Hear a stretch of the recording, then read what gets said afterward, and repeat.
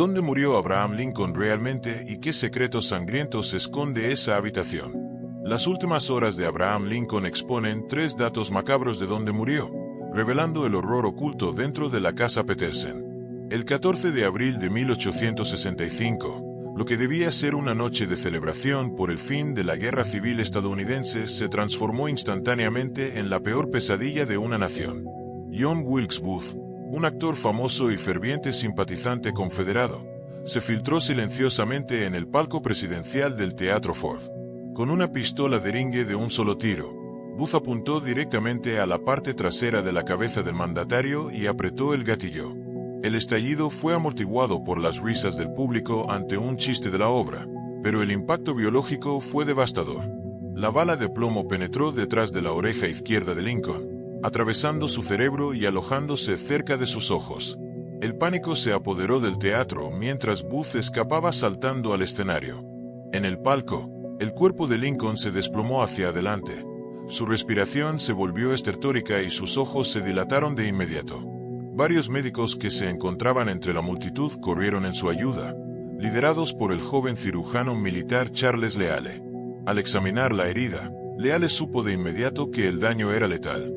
El cerebro del presidente estaba sufriendo una presión intracraneal insoportable debido a la hemorragia masiva. La primera reacción de los oficiales fue intentar trasladar al mandatario de regreso a la Casa Blanca, pero los médicos se opusieron rotundamente. El tosco e irregular empedrado de las calles de Washington, combinado con el movimiento brusco de un carruaje de caballos, habría matado al presidente en cuestión de minutos debido al trauma cerebral severo. Atrapados en una encrucijada logística y médica, los soldados y doctores levantaron el lánguido y gigantesco cuerpo de Lincoln, que medía casi 2 metros de altura. Salieron a la congestionada calle Décima bajo una lluvia ligera y una densa niebla. La multitud gritaba y corría sin rumbo, creyendo que se trataba de un golpe de estado a gran escala. En medio del tumulto, un hombre que se alojaba frente al teatro salió a la entrada de su residencia con una vela en la mano, gritando a los soldados que trajeran al herido hacia su hogar. Fue así como el hombre más poderoso del país fue llevado de urgencia a una modesta casa de alquiler, un entorno humilde que se convertiría en el escenario de una de las agonías más documentadas, tétricas y vigiladas de la historia moderna. La residencia a la que arrastraron el cuerpo inerte del presidente pertenecía a William Petersen, un sastre alemán que alquilaba las habitaciones de su hogar a trabajadores locales para subsistir. El espacio asignado para colocar al mandatario moribundo era un pequeño dormitorio trasero, ubicado en la planta baja, que en ese momento era rentado por un joven empleado de comercio llamado William T. Clark, quien afortunadamente se encontraba fuera de la ciudad esa noche. La habitación era increíblemente angosta y lúgubre, midiendo apenas 3 metros de ancho por 5 metros de largo. El ambiente estaba decorado de manera barata, con un papel tapiz de patrones monótonos, unas pocas sillas sencillas, una pequeña mesa de madera y una cama de campaña empotrada contra la pared del fondo. El contraste visual era espeluznante. El líder de la potencia norteamericana, cubierto con sus mejores galas de seda negra, yacía en un colchón desgastado dentro de un cuarto que costaba apenas unos pocos dólares al mes. Las curiosidades de la tumba de Lincoln y de su fallecimiento comienzan aquí, en la transformación radical de una vivienda obrera en el centro de mando de un gobierno en crisis. En cuestión de minutos, la humilde casa Petersen fue invadida por secretarios de Estado, generales del ejército, médicos de renombre y fotógrafos que buscaban registrar el acontecimiento. El aire fresco del exterior desapareció por completo, reemplazado por el denso hedor del gas de las lámparas, el sudor de decenas de hombres apiñados y el penetrante olor a hierro de la sangre que goteaba continuamente de la cabeza del presidente. William Petersen y su familia fueron completamente desalojados de sus propias habitaciones y obligados a pasar la noche sentados en el sótano o en el porche, contemplando cómo su hogar era requisado por el ejército. Los soldados montaron guardia en la entrada principal con bayonetas caladas, bloqueando el acceso a los ciudadanos histéricos que exigían saber si su líder seguía con vida. Dentro de la habitación de Clark, la luz mortecina de una sola lámpara de gas proyectaba sombras distorsionadas en las paredes, creando una atmósfera claustrofóbica que los propios testigos describieron como una micropesadilla arquitectónica. La muerte no llegó en un entorno regio ni controlado, sino en una celda de alquiler donde el destino de una nación quedó suspendido en el espacio más reducido imaginable. El primero de los datos macabros de la muerte de Lincoln se relaciona directamente con la brutal incomodidad física de sus últimos momentos. Abraham Lincoln era un hombre de una estatura excepcionalmente alta para su época, alcanzando una longitud de 1,93 m. Cuando los soldados introdujeron su cuerpo en la habitación trasera de la casa Petersen, se toparon con un obstáculo físico imprevisto. La cama de campaña de William T. Clark era demasiado corta, diseñada para un hombre de estatura promedio de mediados del siglo XIX. El mueble medía apenas 1,75 m de largo, lo que hacía imposible acostar al presidente de forma convencional. Para solucionar este dilema logístico mientras el mandatario se desangraba, los médicos se vieron obligados a colocar su cuerpo de manera diagonal a lo largo del colchón. A pesar de este ajuste desesperado, las extremidades de Lincoln no cabían en la estructura. Sus largas piernas sobresalían por el borde inferior de la cama, quedando suspendidas en el aire. Para evitar que sus pies colgaran de manera indigna, los cirujanos tuvieron que retirar el panel de madera de los pies de la cama y colocar 2 sillas adicionales para sostener sus talones, o bien doblar sus rodillas hacia arriba en una posición sumamente antinatural y dolorosa de observar para los presentes. El presidente moría en una posición retorcida, incómoda y humillante, desprovisto de cualquier decoro imperial. Esta impactante estampa física conmocionó a los miembros del gabinete que ingresaban a la habitación. Ver al gigantesco emancipador de los esclavos encajado a la fuerza en una cama de alquiler barata, con las rodillas dobladas y la cabeza hundiéndose en almohadas ajenas, rompió la psique de los hombres más duros del ejército. Los médicos sabían que la posición no alteraría el diagnóstico final, pero la falta de espacio físico simbolizaba la precariedad de la vida humana. Durante las más de 9 horas que duró la agonía, el cuerpo de Lincoln permaneció en esa incómoda diagonal, sirviendo como un recordatorio constante de que la tragedia no respeta la jerarquía ni la anatomía de sus víctimas más ilustres. A medida que avanzaba la madrugada del 15 de abril, la pequeña habitación trasera de la casa Petersen se convirtió en el lugar más congestionado y caluroso de todo Washington. El secretario de Guerra, Edwin Stanton, asumió el control total del gobierno desde el comedor contiguo, transformando la residencia en una oficina estatal improvisada. Sin embargo, el flujo de personas dentro del dormitorio donde agonizaba Lincoln fue masivo e incontrolable. Los registros históricos indican que a lo largo de la noche, más de 90 personas ingresaron, salieron o permanecieron de pie dentro de un espacio diseñado originalmente para una sola persona. Políticos, médicos, senadores y amigos cercanos se apiñaron hombro con hombro alrededor de la cama. La temperatura en el interior de la habitación se elevó drásticamente debido al calor corporal de la multitud, provocando que los cristales de las ventanas se empañaran por completo. El oxígeno comenzó a escasear, y el ruido de los sollozos se mezclaba con las discusiones médicas y las órdenes militares que Stanton dictaba a gritos desde la habitación de al lado. Esta aglomeración excesiva generó un ambiente insalubre y macabro. Los testigos relataron que apenas había espacio para que los médicos se inclinaran sobre el paciente a revisar sus constantes vitales. Para poder moverse, los doctores tenían que pedir constantemente a los ministros y generales que se hicieran a un lado, tropezando con frecuencia con las sillas que sostenían los pies del mandatario. Mary Lincoln, la primera dama, ingresó a la habitación en varias ocasiones a lo largo de la noche, rompiendo en gritos desgarradores cada vez que veía el rostro deformado de su esposo. Su inestabilidad emocional resultó tan perturbadora para el secretario Stanton que éste ordenó retirarla del cuarto, prohibiéndole la entrada durante gran parte de la agonía. La ausencia de la esposa dejó al presidente rodeado casi exclusivamente por hombres políticos y militares, individuos que observaban fijamente cada espasmo de sus músculos y cada respiración forzada como si analizaran un mapa de batalla. El lecho de muerte de Lincoln se transformó en un teatro de mirones, un espectáculo gubernamental donde la privacidad fue completamente sacrificada en nombre de la historia. El segundo de los datos macabros de la muerte de Lincoln involucra los brutales y rudimentarios tratamientos médicos a los que fue sometido en sus últimas horas dentro de la casa Petersen. La medicina de 1865 carecía por completo de conocimientos sobre la asepsia, los antibióticos o la neurocirugía moderna. Para mantener al presidente con vida y evitar la asfixia inmediata, los cirujanos recurrieron a métodos que hoy en día serían considerados auténticas torturas físicas.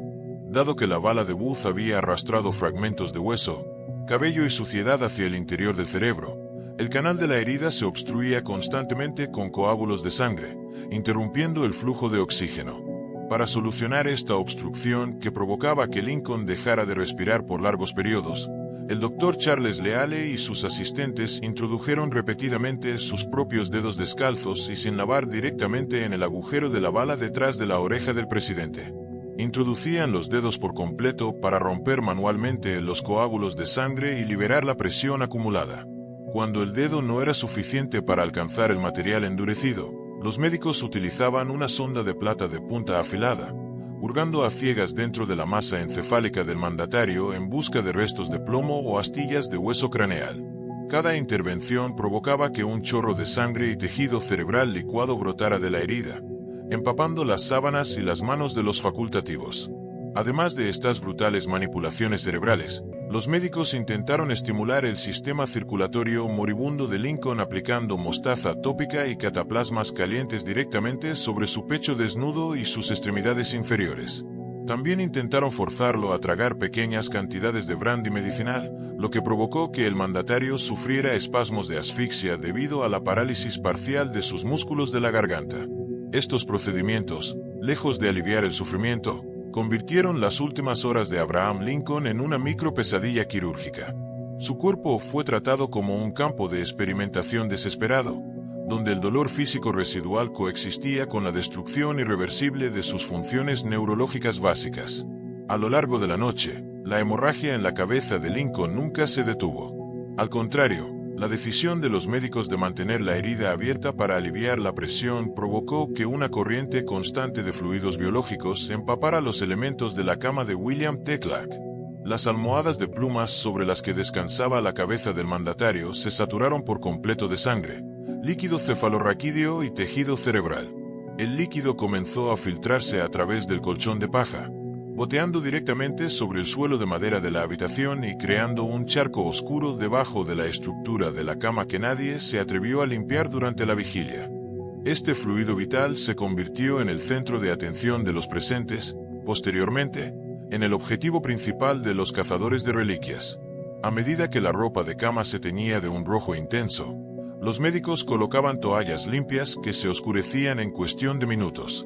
El papel de la casa Petersen como un contenedor de reliquias sangrientas comenzó a gestarse antes de que el corazón del presidente dejara de latir. Los testigos contemplaban fijamente cómo el color de la vida del emancipador abandonaba su cuerpo para fijarse de forma permanente en las telas baratas de una casa de huéspedes, un proceso de transferencia física que le otorgó a la habitación un estatus casi religioso y profundamente perturbador. Cuando los médicos finalmente determinaron que la muerte era inminente, la parte superior del colchón era una masa viscosa y fría. La almohada principal estaba tan pesada por los fluidos acumulados que la cabeza de Lincoln parecía hundirse en una ciénaga biológica. Este detalle, omitido con frecuencia en las pinturas románticas y los grabados oficiales de la época, subraya la naturaleza cruda y carnal del magnicidio. Las últimas horas de Abraham Lincoln no transcurrieron en una atmósfera de paz celestial, sino en un entorno saturado por la materialidad de la muerte, donde cada respiración forzada expulsaba más fluido hacia los textiles que luego serían codiciados por coleccionistas de todo el mundo. A las 7 de la mañana del 15 de abril de 1865, los médicos notaron que los intervalos entre las respiraciones de Lincoln se volvían cada vez más prolongados. Su pulso, que había mostrado una resistencia asombrosa durante toda la noche, comenzó a debilitarse de manera acelerada. El color amarillento de su piel se tornó de un gris cenizo, y los espasmos musculares cesaron por completo.